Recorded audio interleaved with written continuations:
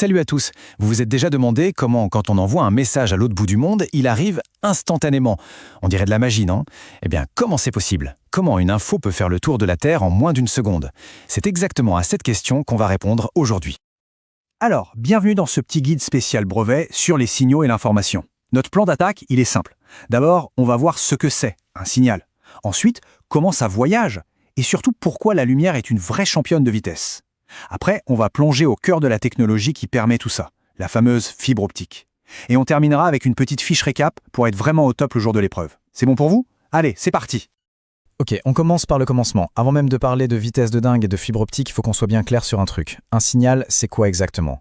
Vous allez voir, c'est bien plus qu'un simple son ou qu'un flash de lumière. Prenons un exemple super concret, la sirène d'alerte qu'on entend parfois. Vous savez, le premier mercredi du mois. Bon, ce son super puissant, il n'est pas là pour décorer, hein. Il transporte une information cruciale. Attention, danger potentiel. C'est l'exemple parfait d'un signal sonore avec une mission super importante. Et attention, ce n'est pas n'importe quel bruit, il y a un vrai code derrière. Un son qui dure 1 minute et 41 secondes, puis un petit silence de 5 secondes et on répète ça 3 fois. Cette structure bien précise, eh bien c'est ça, le code qui veut dire danger immédiat. Sans ce code, ce serait juste du boucan, mais avec, ça devient une information super claire. Et voilà, la définition à connaître par cœur pour le brevet.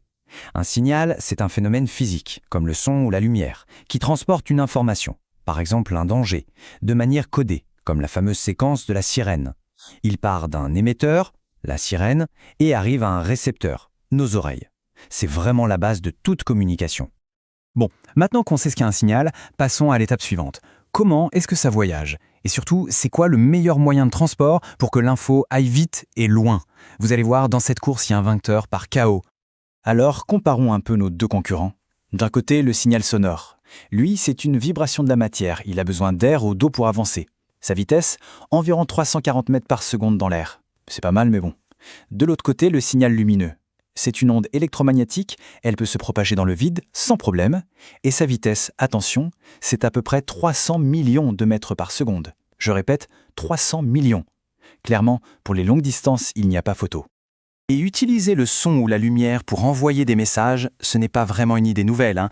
Pensez aux tambours dans la jungle, avec leur code basé sur le rythme, ou aux phares au bord de la mer qui guident les bateaux avec des clignotements bien précis. Deux techniques différentes, mais le principe est exactement le même. Envoyer une info codée le plus loin possible. Et là, on touche à un point super important. Imaginez que le message du phare soit déformé par le brouillard. Eh bien, le bateau ne comprend plus rien, l'information est perdue. C'est pour ça que c'est crucial que le signal ne soit pas modifié pendant le transport.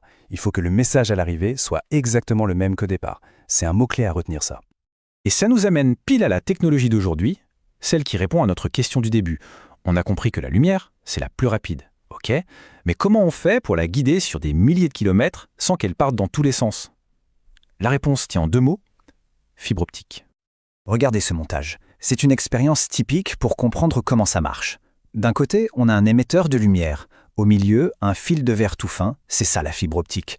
Et de l'autre côté, un récepteur qui va capter la lumière. Le but du jeu est simple. On envoie un signal lumineux d'un côté et on regarde ce qu'on reçoit de l'autre. Et voilà le secret, la petite astuce physique. Ce schéma montre un truc qui s'appelle la réflexion totale. En gros, la lumière, au lieu de s'échapper en traversant la paroi de la fibre, elle rebondit dessus encore et encore.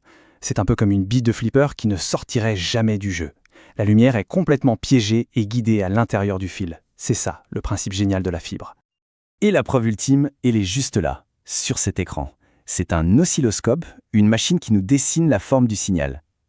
À gauche, vous avez le signal qu'on a envoyé au départ. Et à droite, celui qu'on a reçu à l'arrivée. Regardez bien, les deux sont parfaitement identiques. Ça veut dire quoi? Ça veut dire que l'information n'a pas été abîmée du tout pendant le trajet. Elle est arrivée intacte. Mission réussie. Alors, la question qui tue, à quelle vitesse ça va là-dedans? Bon, la lumière est un tout petit peu freinée par le verre, mais elle se déplace quand même à 200 000 km par seconde. Pour vous imaginer, c'est assez rapide pour faire 5 fois le tour de la planète Terre en une seule petite seconde. C'est juste hallucinant.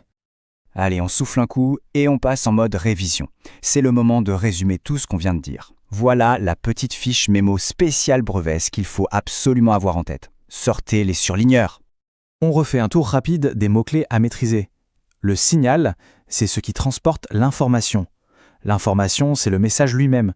Pour que ça marche, il faut un code. Le tout part d'un émetteur pour arriver à un récepteur. Et la technologie star pour ça aujourd'hui, c'est la fibre optique. Voilà, c'est simple, non? Et bien sûr, la formule qui tombe tout le temps au brevet. Vitesse égale distance divisée par le temps. Et on fait super attention aux unités, hein. La vitesse en mètres par seconde, la distance en mètres et le temps en secondes.